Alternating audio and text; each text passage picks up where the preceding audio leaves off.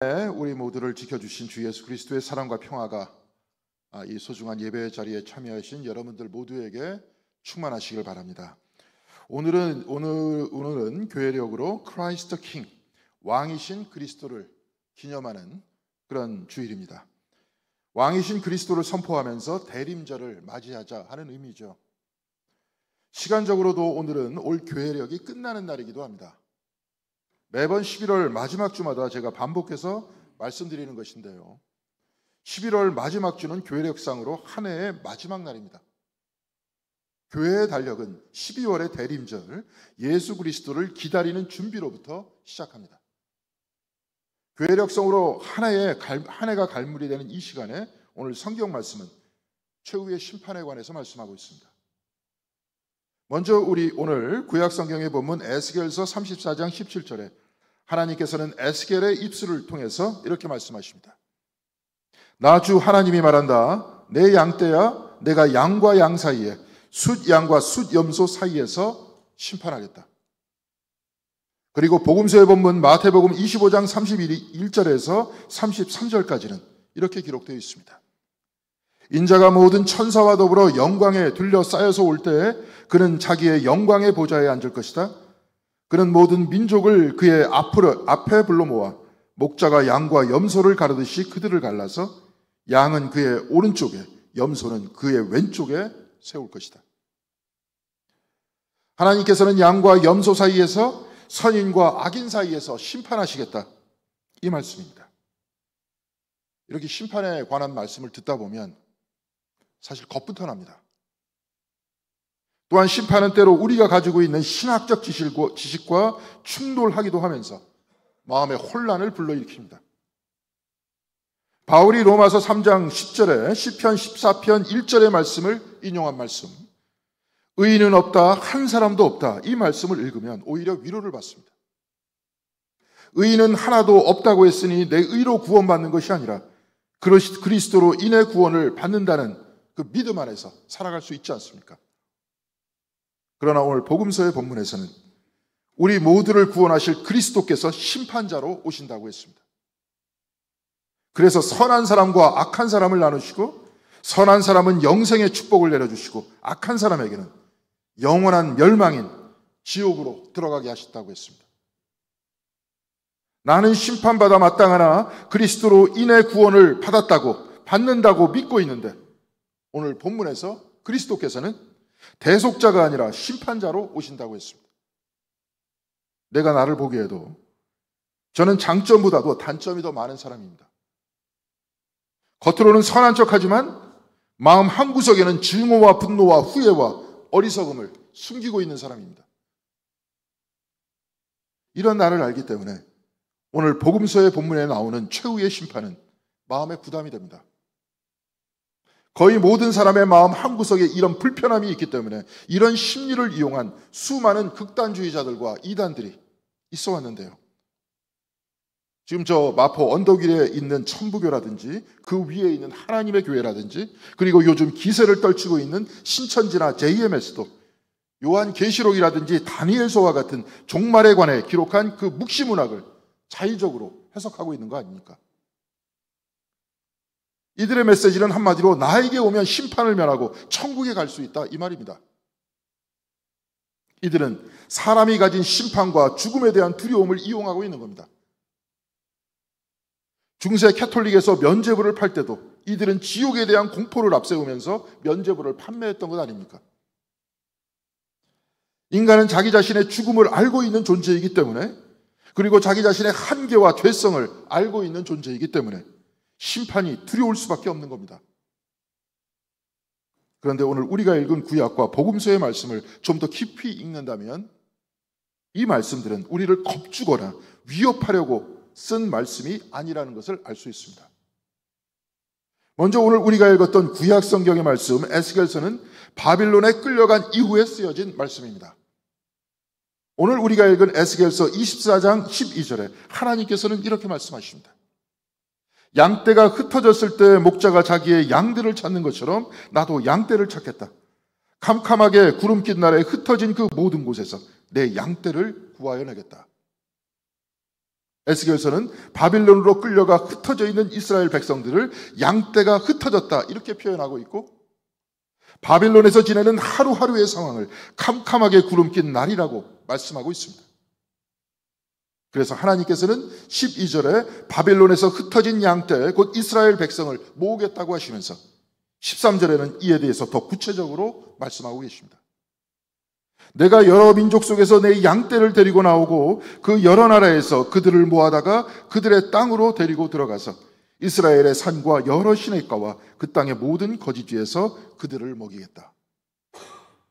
양떼를 모아다가 곧 이스라엘 백성을 모아다가 그들의 땅인 가나안으로 데리고 가시겠다. 이런 말씀입니다.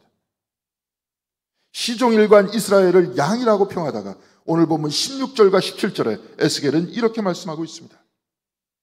헤매는 것은 찾아오고 길 잃은 것은 도로 데려오며 다리가 부러지고 상한 것은 싸매어주며 약한 것은 튼튼하게 만들겠다. 그러나 살찐 것들과 힘센 것들은 내가 멸하겠다. 내가 이렇게 그들을 공평하게 먹이겠다. 나 주 하나님이 말한다. 내 양떼야, 내가 양과 양 사이와 순양과 숫염소 사이에서 심판하겠다. 하나님께서는 헤매고 다리가 부러지고 약한 양들은 튼튼하게 하겠지만 살찐 것들과 힘센 것들은 멸하겠다고 그렇게 말씀하고 계십니다. 민족적으로 보자면 힘센 바빌론이 힘약한 이스라엘을 포로로 삼았으니 이제 바벨론을 심판하고 이스라엘을 구원하시겠다 이 말씀입니다.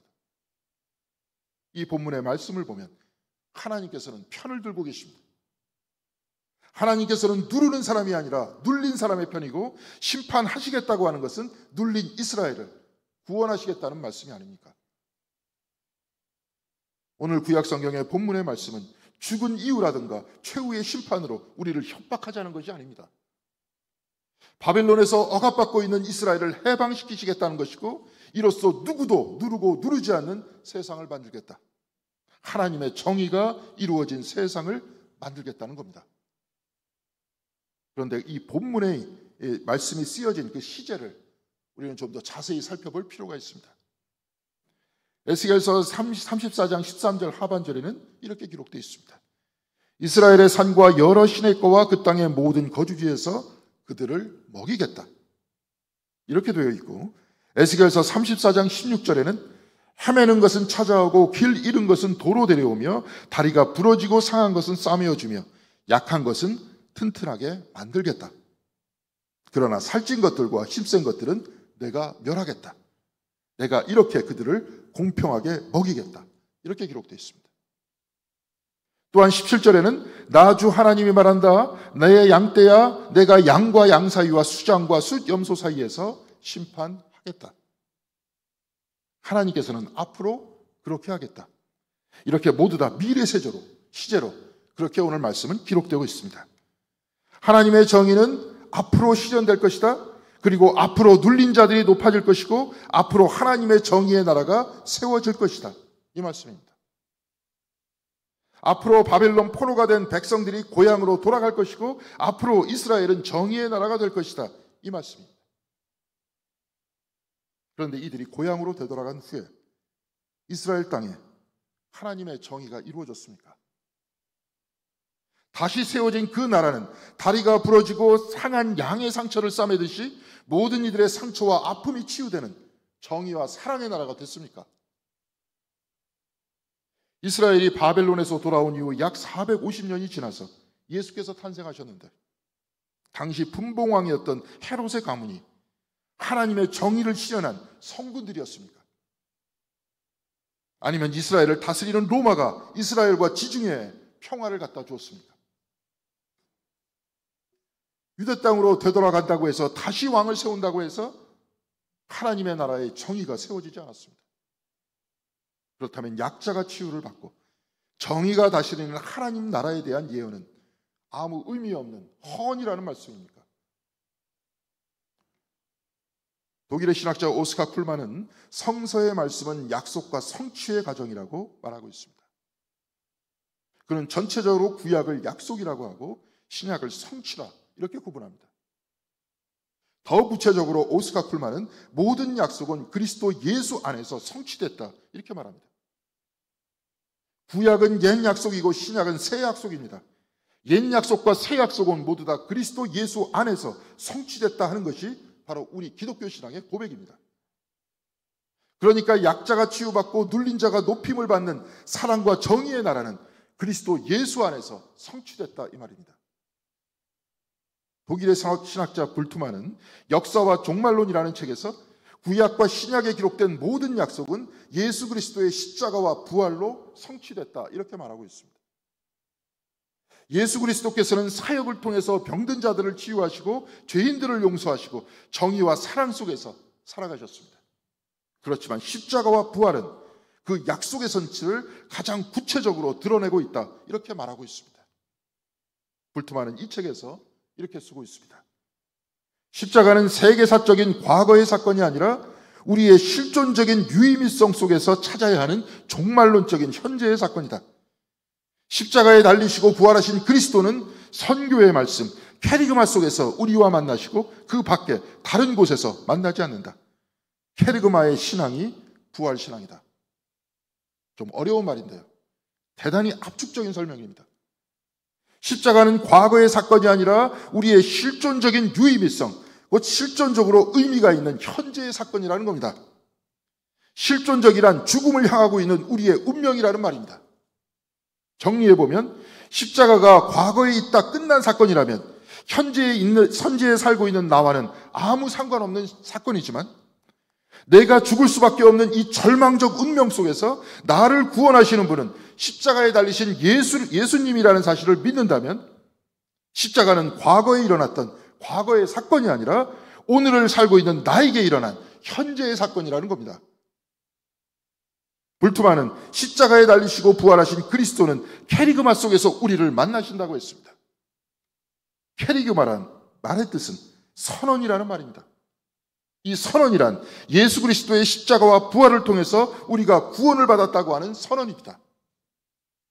주님께서는 이 캐리그마 속에서, 이 선언 속에서 우리를 찾아오시고 우리는 이 선언을 믿는 믿음을 통해서 찾아오시는 주님을 만난다는 겁니다. 그래서 십자가와 부활은 과거의 사건이 아니라 현재의 나를 구원하는 현재의 사건이라는 겁니다. 바울은 갈라디아서 2장 20절에 이렇게 말했습니다. 나는 그리스도와 함께 십자가에 못 박혔습니다. 이제 살고 있는 것은 내가 아닙니다. 그리스도께서 내 안에서 살고 계십니다. 내가 지금 육체 안에서 살고 있는 삶은 나를 사랑하셔서 나를 위하여 자기 몸을 내어주신 하나님의 아들을 믿는 믿음 안에서 살아가는 것입니다. 이렇게 선언했습니다. 바울은 내가 그리스도와 함께 십자가에 못 박혔다고 했습니다. 그런데 그가 어떻게 그리스도와 함께 십자가에 못 박혔습니까? 이미 그리스도께서는 십자가에 못 박혔고 바울은 십자가의 사건 한참 지난 후에 이 갈라디아서를 썼는데 어떻게 내가 그리스도와 함께 십자가에 못 박혔다 이렇게 말할 수 있습니까? 바울 역시 믿음으로 그가 살았던 그 시간에 캐리그마 속에서 찾아오신 예수를 만났던 것 아닙니까? 그의 믿음 안에서 캐리그마, 곧 선언으로 찾아오신 그리스도를 만난 것입니다. 제 나이는 지금 55세입니다. 55년을 살아왔지만 슬프게도 저는 죽음에 55년간 가까이 다가가고 있습니다. 55년간 살아봤지만 또한 55년간 죽어가고 있는 겁니다. 그러나 내가 바울처럼 그리스도 안에 있음을 믿게 됐을 때 그리스도의 십자가와 부활은 과거 2000년 전에 있다 사라진 과거의 사건이 아니라 죽음을 향해 가는 나를 영생으로 향하게 해주는 오늘의 사건이 된다는 것 아닙니까? 내가 믿을 때 나는 죽음을 향해 가지 않고 영생을 향해 갑니다. 믿음 안에 살 때 나는 그리스도와 함께 그리스도를 통해 오는 오늘의 영생을 향해서 살아가고 있는 겁니다. 십자가의 부활은 그래서 과거의 사건이 아니라 오늘 내 믿음의 사실인 겁니다. 바로 이것을 불트만은 종말론적 현재라고 말했습니다. 십자가는 과거의 사건이 아니라 현재의 사건이듯이 종말 역시 미래의 사건이 아니라 현재의 사건이라는 겁니다. 종말도 세상의 끝에 일어나는 일이 아니라 예수 그리스도의 십자가와 부활 안에 있다는 겁니다. 그렇다면 예수 그리스도의 십자가의 부활 안에 있는, 십자가와 부활 안에 있는 이 종말이라는 것은 무슨 말이겠습니까? 오늘 본문의 말씀을 통해서 찾아볼 수 있도록 하겠습니다. 오늘 본문 마태복음 25장 34절에 임금, 곧 그리스도께서는 이렇게 말씀하십니다. 임금은 자기 오른쪽에 있는 사람들에게 말하기를 내 아버지께 복을 받은 사람들아 와서 창세 때부터 너희를 위하여 준비한 이 나라를 차지하여라. 너희는 내가 줄일 때 내게 먹을 것을 주었고 목마를 때 마실 것을 주었으며 나그네로 있었을 때 영접하였고 헐벗을 때 입을 것을 주었고 병들었을 때 돌보아 주었고 감옥에 갇혀 있을 때 찾아주었다 할 것이다. 이때 의인들은 대답합니다. 주님, 우리가 언제 주님께서 줄이신 것을 보고 잡수실 것을 드리고 목마르신 것을 보고 마실 것을 드리고 나그네 되신 것을 보고 영접하여 헐벗은 것을 보고 입을 것을 드리고 언제 병드시거나 감옥에 갇힌 것을 보고 찾아갔습니까? 이때 임금은 대답합니다. 내가 진정으로 너희에게 말한다. 너희가 여기 내 형제 자매 가운데 지극히 보잘것없는 사람에게 한 것이 곧 내게 한 것이다 할 것이다. 주님께서는 지극히 보잘것없는 사람 하나에게 한 것이 곧 내게 한 것이다 라고 하셨습니다. 우리가 예수 그리스도의 은혜 안에 있어 그리스도의 십자가와 부활이 나와 상관이 없는 과거의 일이 아니라 바로 나의 일이듯이 종말도 미래의 사건이 아니라 현재의 사건이라고 말하고 있는 겁니다. 과거의 약속이 십자가 안에서 성취됐듯이 미래의 종말도 십자가 안에서 성취된다는 말입니다. 십자가가 놓여있는 자리는 2000년 전 유대 땅 골고다가 아니라 지금의 자리, 저와 여러분이 살고 있는 오늘 이 땅에 지극히 낮은 자리가 바로 골고다 십자가의 자리라는 것 아니겠습니까? 지극히 낮은 골고다에 주님이 계셨듯이 주님께서도 지금 지극히 낮은 자리에 계시다는 것 아닙니까? 지극히 보잘것없는 사람은 2000년 전 유대 땅에 있지 않습니다. 지극히 작은 사람은 나와 상관이 없는 어떤 신비한 자리에 있는 것이 아닙니다. 지금 내가 있는 이 자리에서 지극히 보잘것없는 사람 하나에게 한 것이 곧 주님께 한 것이라는 말씀입니다. 여기 내 형제 자매 가운데, 여기 너의 형제 자매 가운데, 여기 너의 주변에 너와 가까이 있는 형제 자매 가운데 지극히 보잘것없는 사람에게 한 것이 바로 나에게 한 것이라고 말씀하고 있습니다. 나의 형제 자매 가운데, 우리 교회의 교인들 가운데, 내 직장의 동료 가운데, 내가 사는 곳의 이웃 가운데, 내 친구 가운데 지극히 작은 사람들과 같이 그리스도께서 계시다는 겁니다. 십자가는 바로 그곳에 세워져 있다는 겁니다. 오늘 보면 마태복음 25장 34절에 34절에서 35절까지 주님께서는 이렇게 말씀하십니다. 너희는 내가 줄일 때에 내게 먹을 것을 주었고 목마를 때에 마실 것을 주었으며 나그네로 있었을 때에 영접하였고 헐벗을 때에 입을 것을 주었고 병들었을 때에 돌보아 주었고 감옥에 갇혀 있을 때에 찾아와 주었다. 마찬가지로 주님께서는 오늘 본문 마태복음 25장 42절로 43절에 이렇게 말씀하십니다. 너희는 내가 줄일 때에 내게 먹을 것을 주지 않았고 목마를 때에 마실 것을 주지 않았고 나그네로 있을 때에 영접하지 않았고 헐벗을 때에 입을 것을 주지 않았고 병들어 있을 때나 감옥에 갇혀 있을 때 찾아주지 않았다. 주님께서는 오늘 이 두 가지의 말씀을 하시면서 오늘 저와 여러분에게 묻고 있습니다. 너희는 양이냐 아니면 염소냐? 지금 내가 있는 이곳에서 지극히 작은 자 사이에서 나를 찾고 있느냐? 지극히 낮은 골고다에서 나를 찾고 있느냐? 사랑하는 성도 여러분, 지극히 작은 사람들은 지금 여기 있습니다. 골고다는 내 삶에 가까운 곳에 있습니다. 내 삶의 한복판에 있습니다. 지극히 작은 자들은 가족 중에 있고 형제 중에 있고 교인 중에 있고 내가 일하는 일터에 있습니다. 또한 골고다는 우리 교회의 지극히 작은 일들 속에도 있습니다. 교회의 청소 일 속에 있고 정원을 관리하는 일 속에 있습니다. 화장실도 깨끗해졌죠. 화장실 청소하시는 권사님 밝히기 어렵지만 지금 이 자리에 계십니다. 남들이 가지 않으려는 지극히 작은 일들을 찾고 계신 것 아닙니까? 부엌에서 수요일과 토요일에 주일에 봉사하시는 권사님 장로님 힘들고 안 하고 싶은 일들을 찾아서 하고 있는 거 아닙니까? 위로 향하지 않고 밑으로 향하고 화려한 것을 통해 자신을 드러내는 것이 아니라 지극히 작은 일들을 하고 계십니다. 오늘 주님의 말씀을 보니까 주님께서는 우리에게 어떤 거대한 것을 하라고 하지 않으셨습니다. 배고픈 사람에게 먹을 것을 주고 목마르다가 할 때 물을 주고 아무도 영접하지 않는 사람을 반갑게 맞이해주고 옷 없는 사람에게 옷 주라고 했습니다. 이 일을 바로 지금 하라고 하십니다. 바로 그 자리에, 그 일과 봉사의 자리에 그리스도께서 계시다고 했습니다. 바로 그곳이 우리가 주님을 만나는 골고다의 십자가이고 부활의 자리라고 하십니다. 이 지극히 작은 일들을 통해서 창세 때부터 우리를 위해서 준비한 하나님의 나라, 사랑의 나라로 들어간다고 주님께서 말씀하십니다. 십자가가 천국으로 들어가는 문이듯이 오늘 주님께서 말씀하시는 그 자리, 나눔과 봉사의 자리는 창세 때부터 준비한 하나님 나라로 들어가는 바로 그 문인 것입니다. 제가 이렇게 양과 염소에 관해서 말씀을 나누면서 묵상해 보니까 저는 이렇게 고백할 수밖에 없는 것 같습니다. 나는 양이 될 때도 있었고 염소가 될 때도 있었습니다.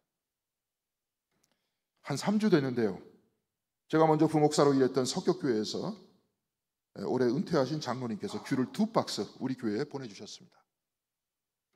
그래서 수요 예배 시간에 나오신 교인들과 같이 나누어 먹었는데요, 아마 수요 예배에 나오셨던 분들은 기억하실 겁니다. 저도 그때 고맙다고 전화로 인사를 드렸습니다. 그런데 그 전화 통화가 그 장로님과 나누었던 마지막 대화였을는지 저는 꿈에도 생각하지 못했습니다. 저번 주 제 딸에 있는 홍천에 가서 이삿짐을 전달해주고 오는데 그 장로님 카톡으로 문자가 하나 왔습니다. 장례식을 모두 마치고 그분 첫째 따님이 아버지의 장례식을 잘 마쳤다, 이렇게 저에게 문자가 왔습니다. 그 장로님께서는 2달 전 담도암 수술을 했었는데 잘 회복되고 있었습니다.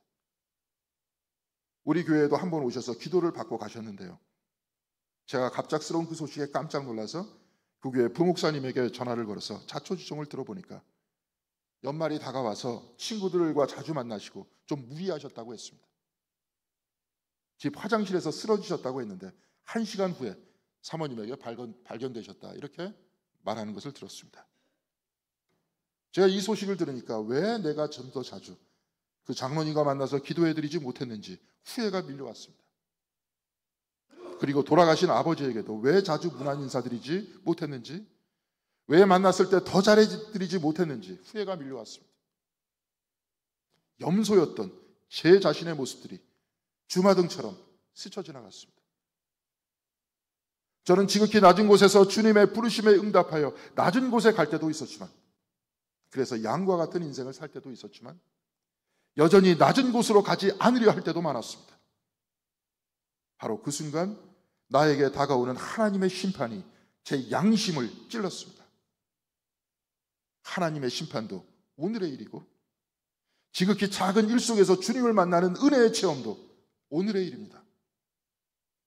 지극히 낮은 곳에서 나를 부르시는 주님을 향해 가서 힘이 들어도 기도하고 봉사하여 사랑을 체험하는 것도 오늘의 일이고, 이것을 거부하다 내 영혼이 괴로운 것도 오늘의 일인 것입니다.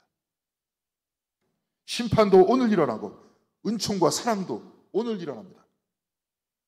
사랑하는 성도 여러분, 바로 오늘 주님께서 내 주변의 골고다에서 내가 꺼려하는 일들을 통해서, 다가가기 힘든 사람들을 통해서 저와 여러분들을 부르십니다. 그리고 바로 그들에게 하는 일이 남들이 꺼려하는 일을 하는 것이 곧 나에게 하는 것이다, 이렇게 주님께서는 말씀하십니다. 사랑하는 성도 여러분, 오늘 주신 말씀처럼 우리 주변의 낮은 곳에서 어려운 일들 가운데 주님을 만나시는 여러분들이 되시길 바랍니다.